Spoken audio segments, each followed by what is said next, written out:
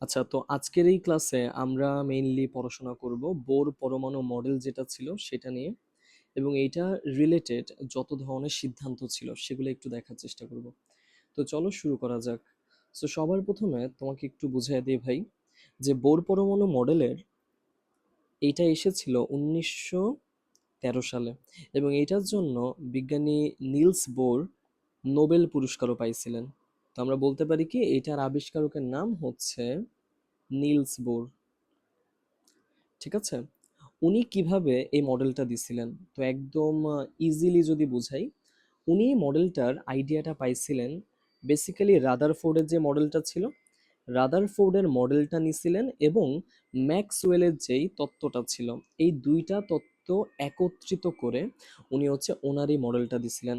এখন তোমাদের একটু জানা থাকা ভালো যে বোর পরমাণু মডেল যেটা ছিল এটা সব সময় হবে হচ্ছে কোয়ান্টাম কোয়ান্টাম বলবিদ্যা মডেল, মানে এই নামে আমরা এটাকে ডেকে থাকি, কোয়ান্টাম বলবিদ্যা মডেল।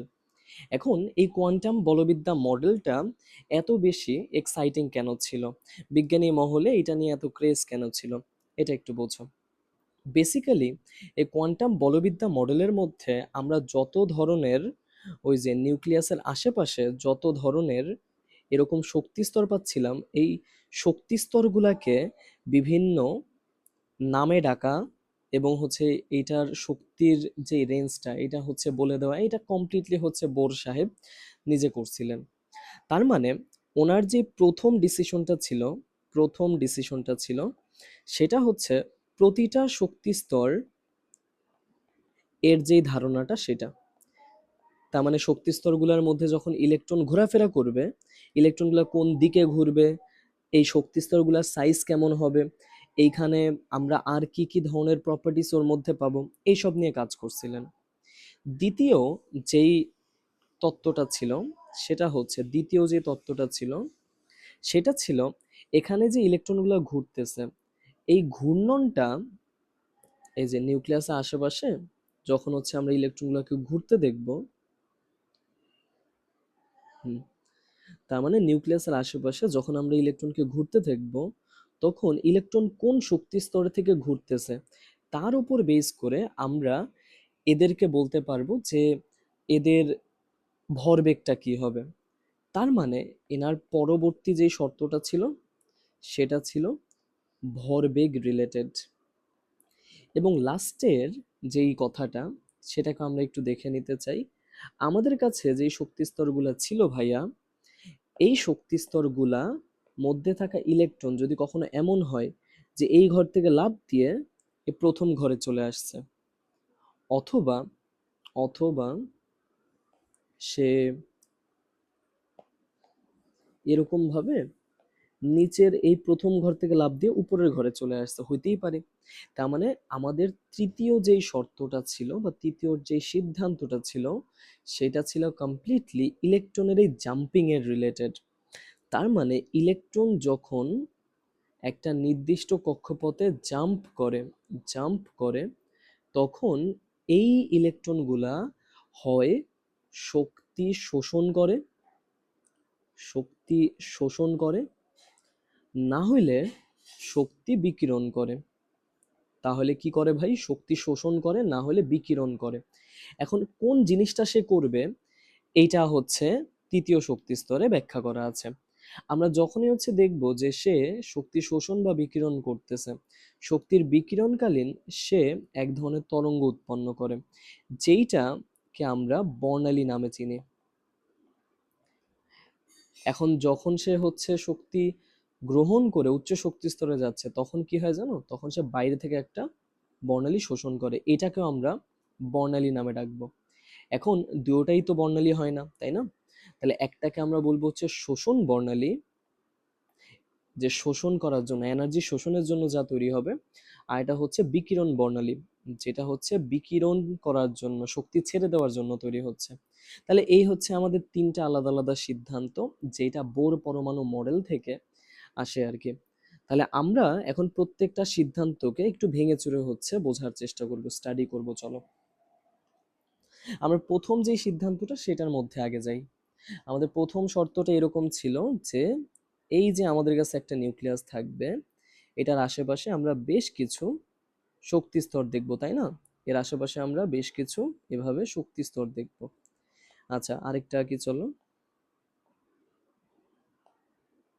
ওকে, তাহলে ভাই এইখানে তুমি যে বিভিন্ন ধরনের শক্তি স্তর দেখতেছো, একটা জিনিস একটু মাথার মধ্যে গাইথা ফেলো, যে এই নিউক্লিয়াস,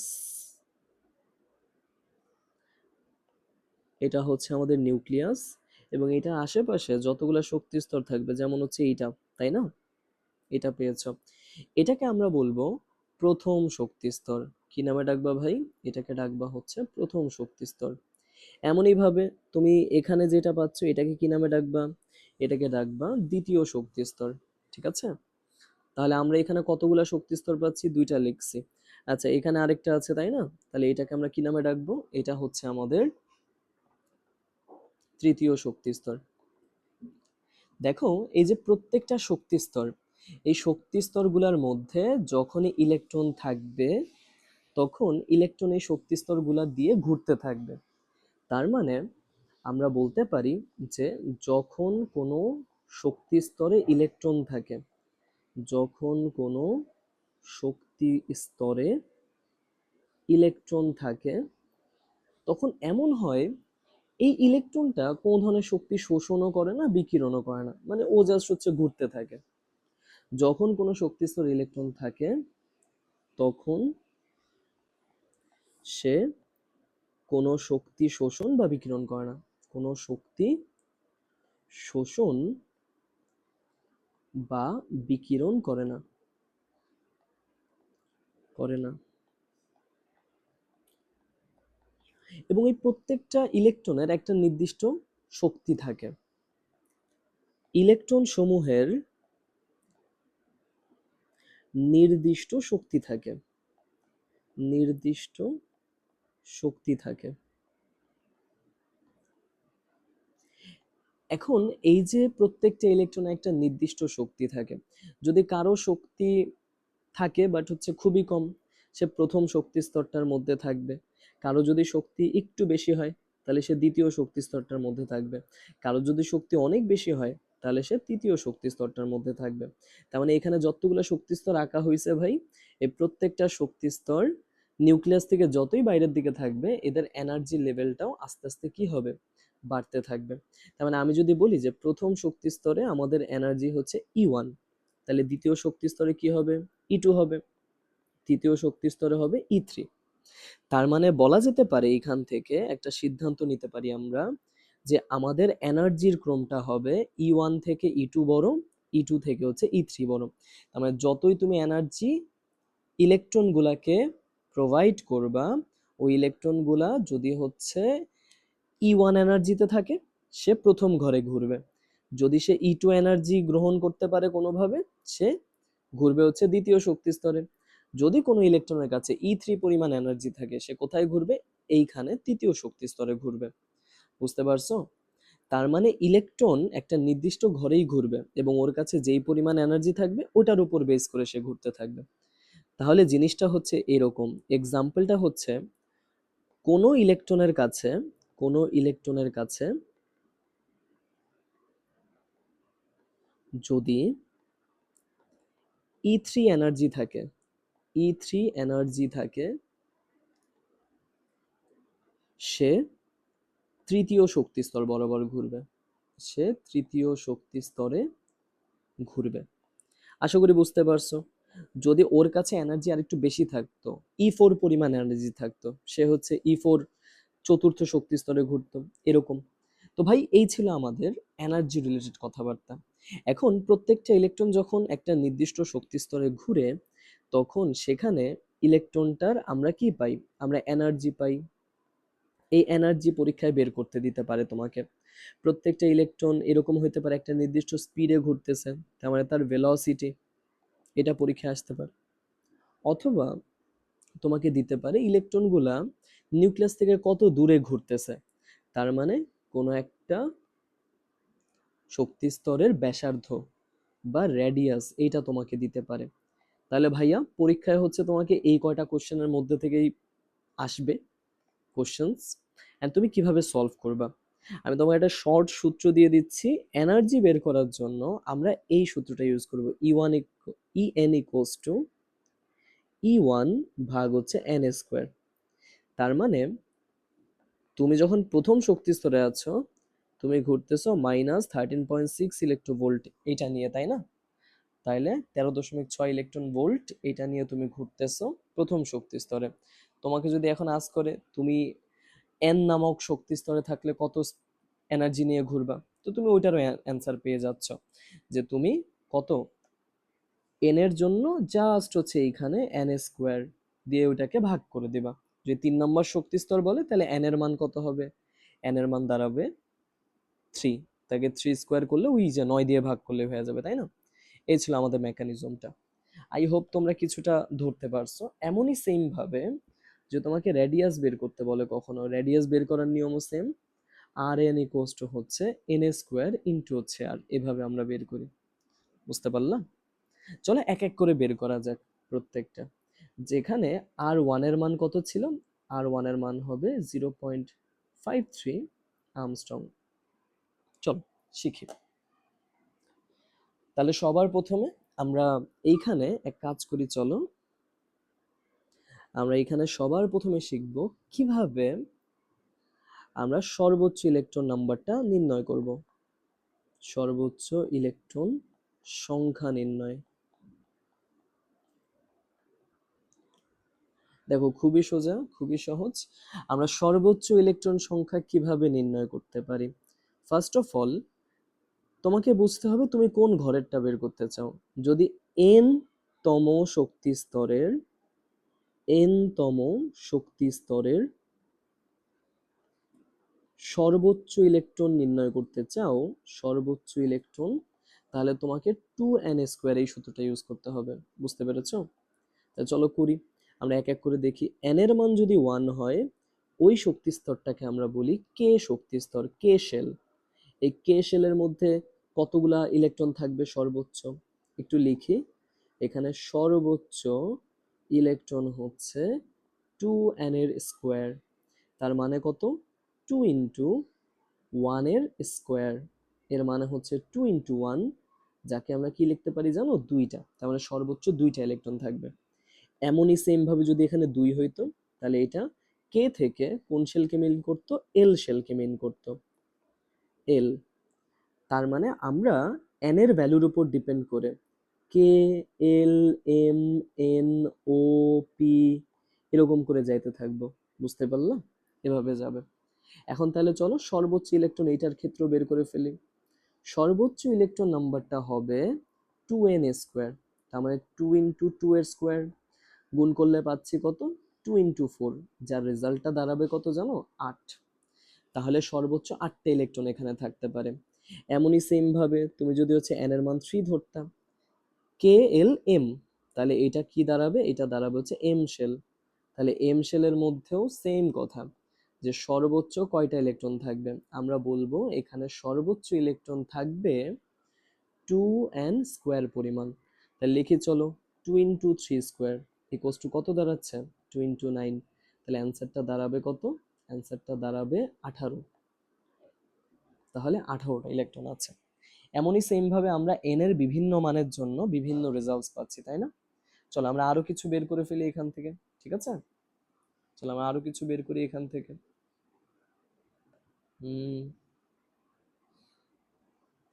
যদি তোমার এন এর মান এখন দেওয়া হয়তো 4, কোন শেলকে মিন করবে, কে এল এম এন, এটা হচ্ছে এন শেলকে মিন করতেছে, তাই না? এন শেলের মধ্যে যদি তুমি সর্বোচ্চ ইলেকট্রন বের করতে চাও আগের মতো করে সর্বোচ্চ ইলেকট্রন, তাহলে আমরা কি লিখব, 2 ইন্টু এখানে হবে 4 এর স্কোয়ার। তাহলে ভাই ওই যে আগের কথা, যে 2 ইন্টু 16 দাঁড়াবে, যার অ্যান্সারটা কি হবে, 32, 32টা ইলেকট্রন থাকবে, তাই না?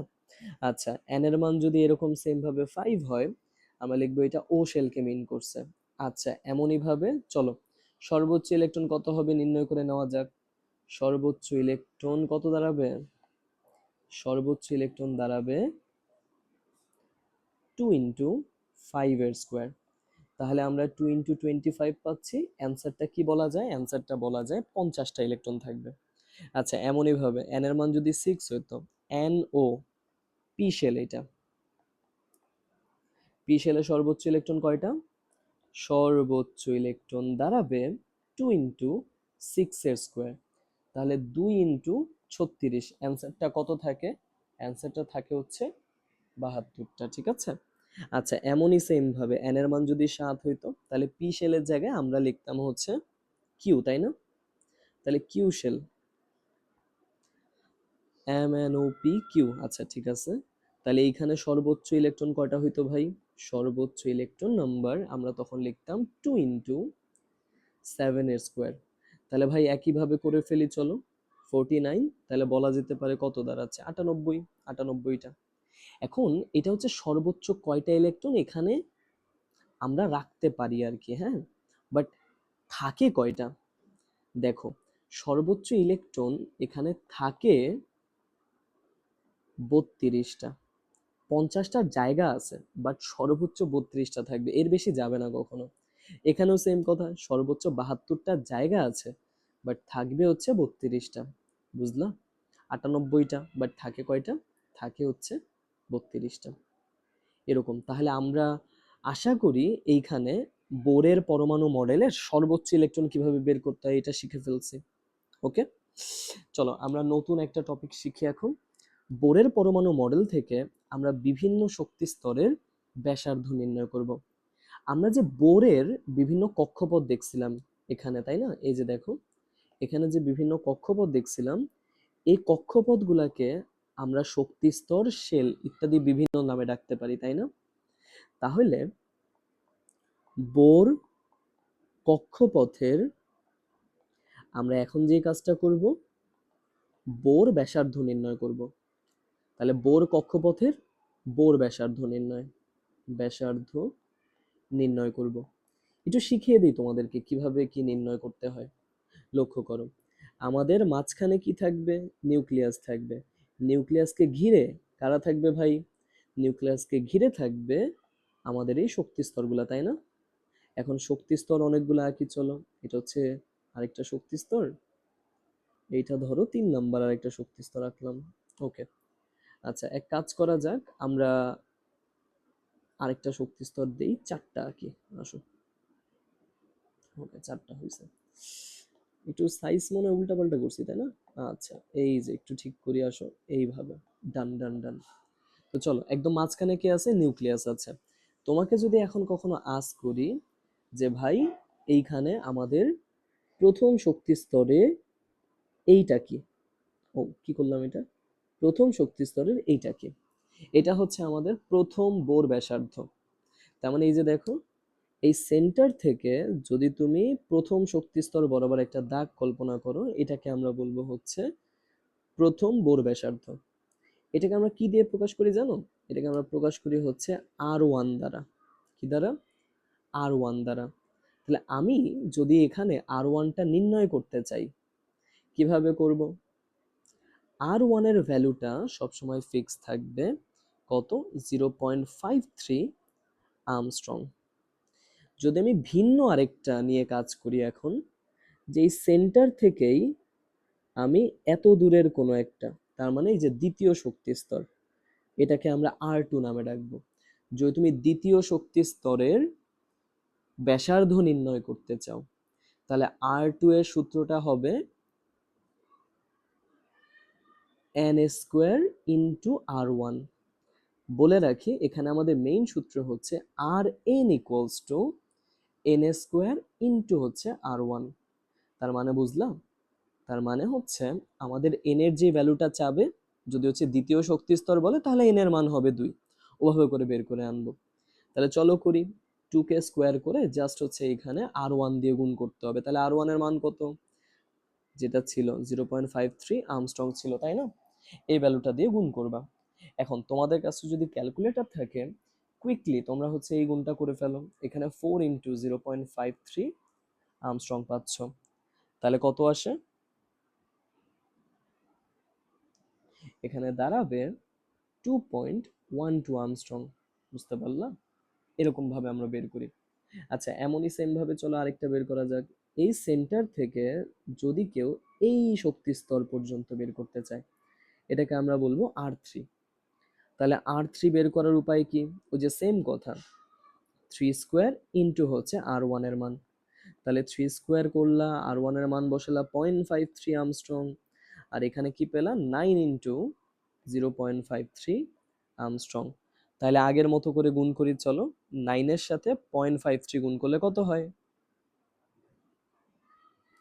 এখানে দাঁড়াবে 4.77 আর্মস্ট্রং, তাই না?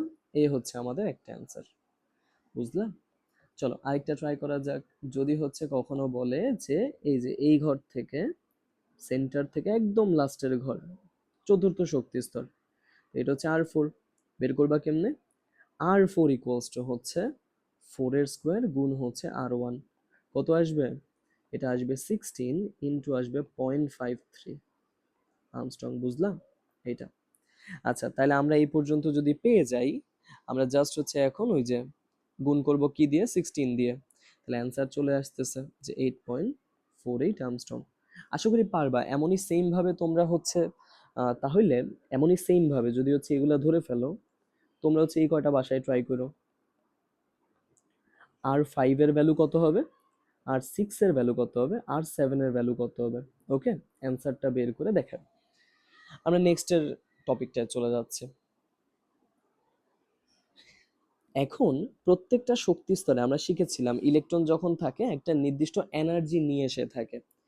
আমি যদি প্রতিটি বোর কক্ষপথের শক্তির মাত্রা বের করতে চাই, তাহলে আমি টপিকটার নাম লিখি বোর কক্ষপথের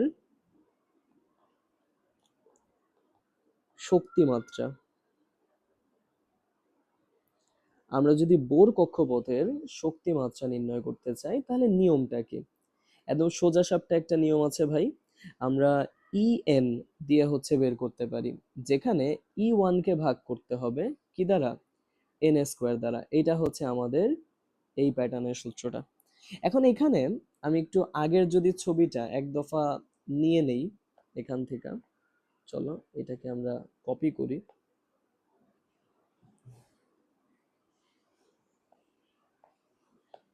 হুম, এটাকে আমরা কপি করলাম অ্যান্ড ও বাবা, অনেক কিছু চলে যাচ্ছে।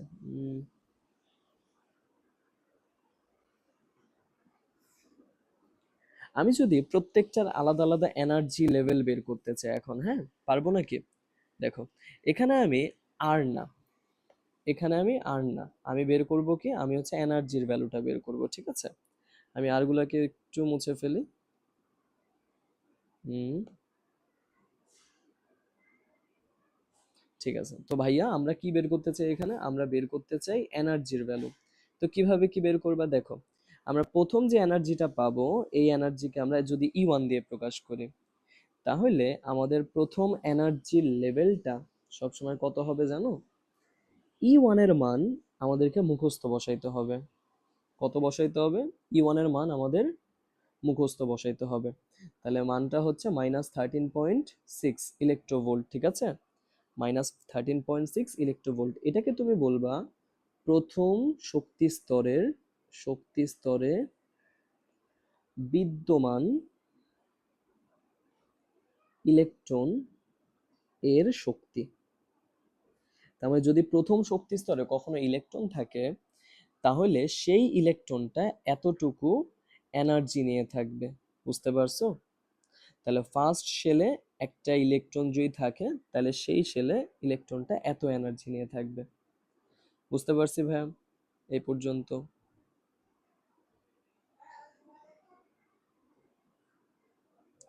ওকে, এখন এক কাজ করা যাক ভাই, এখন এক কাজ করা যাক।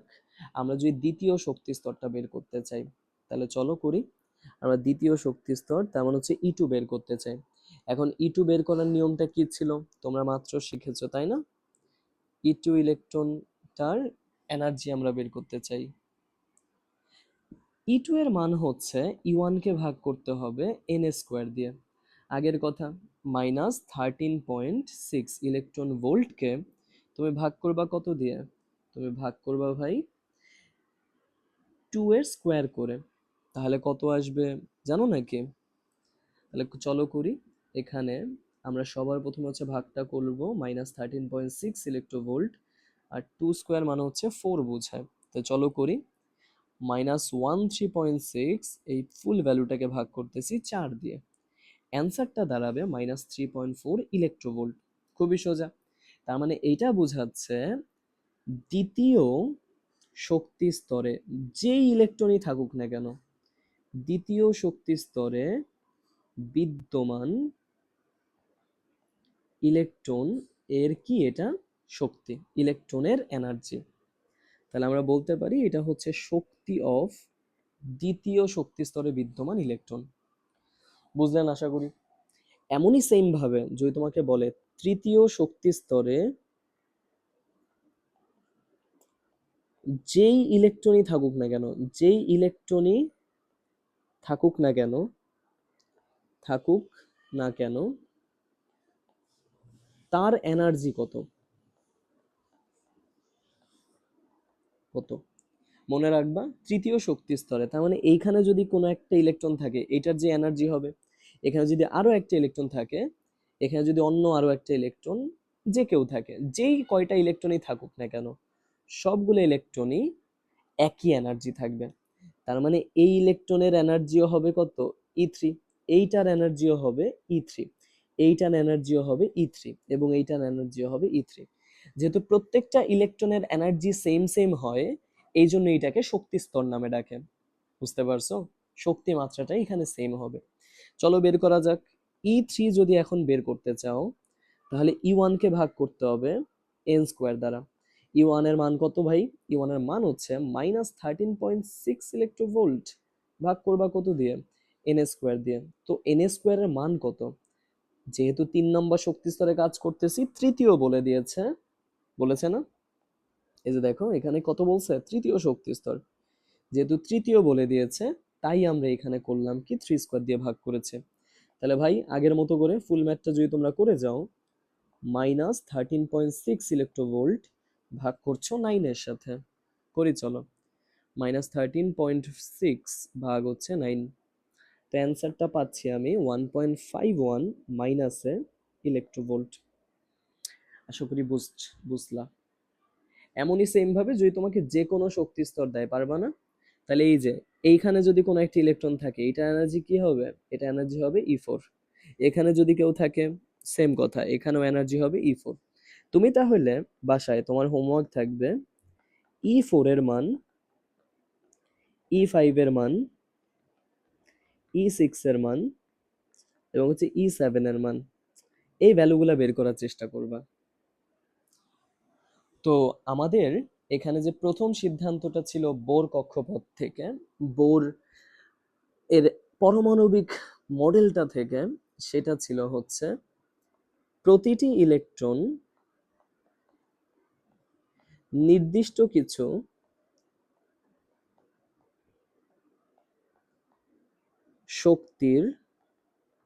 শক্তি স্তরে ঘূর্ণায়মান থাকে, ঘূর্ণায়মান থাকে। যেখানে এই যে নির্দিষ্ট কিছু শক্তি স্তর বলতেছি, এই শক্তি স্তরগুলাকে আমরা বোর ব্যাসার্ধ নামে ডাকতে পারি, সরি বোর কক্ষপথ নামে ডাকতে পারি, শক্তি স্তর নামে ডাকতে পারি, ইংরেজিতে অরবিট নামে ডাকতে পারি, আর যদি KLMNOP এভাবে দাও তাহলে শেল নামে ডাকতে পারি। বুঝতে পারলা? এই কয়েকটা নামে ডাকা যেতে পারে। এই যে শক্তি স্তরগুলোর মধ্যে ইলেকট্রনগুলো ঘূর্ণায়মান থাকে, এই শক্তি স্তরগুলো নাকি গোলাকার হয়। মানে গোলাকার বলতে কি বোঝাচ্ছে? বৃত্তের মতো, বৃত্তাকার, গোল গোল। এটা হচ্ছে বোর বলে দিয়ে গেছিল। এবং আরেকটা জিনিস কি, যখন কোনো একটা ইলেকট্রন কোনো একটা নির্দিষ্ট শক্তি স্তরে ঘুরতে থাকে, তখন এই নির্দিষ্ট শক্তি স্তরে ঘূর্ণায়মান ইলেকট্রনের, এই যে নির্দিষ্ট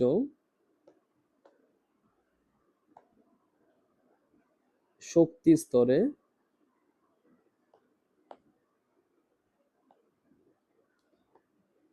ঘূর্ণায়মান ইলেকট্রনের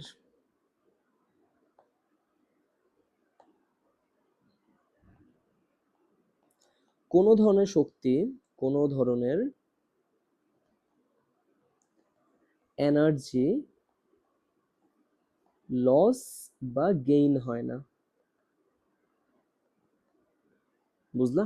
তার মানে ফুললি এখানে কি বুঝাইতে চাইছে? এখানে বুঝাইতে চাইছে যে ইলেকট্রন নিজের মন মতো ঘুরবে। যখন হচ্ছে ইলেকট্রনটা একটা নির্দিষ্ট শক্তি স্তরে ঘুরতেছে, এই যে এরকম শক্তি স্তরগুলোয় ঘুরতেছে, তখন ভাই ও পুরা জায়গাটা ঘুরে আসলেও কি, এই যে এইখানে ধরো যে একটা ইলেকট্রন আছে, আচ্ছা একটু ভিন্ন কালি নেই, দেখো এই যে এইটা, ধরো এইখানে একটা ইলেকট্রন আছে, তোমার এই ফুল ইলেকট্রনটা যদি এখান থেকে ঘুইরা ঘুইরা ঘুরে ঘুরে এই যে এমনি এখানেও আসে, ও কোনো ধরনের শক্তি ছাড়বে না বা গ্রহণ করবে না। এই পুরা ঘরটা বরাবর ওর এনার্জি লেভেলটা সবসময় সেম থাকবে, আজীবন সেম থাকবে। এখানেও নাকি এই যে দ্বিতীয় প্রথম শক্তি স্তরে যদি কোনো ইলেকট্রন থাকতো তাহলে ঘুরে আসতো, বাট সে কোনো ধরনের শক্তি ছাড়তো না, গ্রহণও করতো না। এটাই ছিল আমাদের বোর সাহেবের যে পরমাণু মডেলটা ছিল তার ফার্স্ট সিদ্ধান্ত, মানে ফার্স্ট ডিসিশন। আশা করি বুঝতে পারছো তোমরা। থ্যাংক ইউ সবাইকে, আজকের প্রথম ক্লাস এতটুকুই ছিল।